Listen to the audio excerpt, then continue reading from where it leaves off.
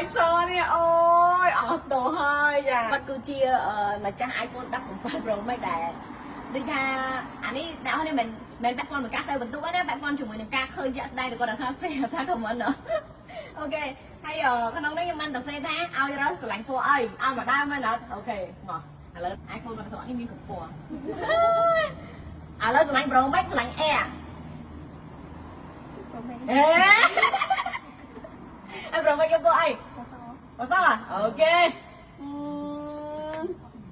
អូណាបាននេះចង់បានសអីសនេះអូយអត់ទោះហើយចា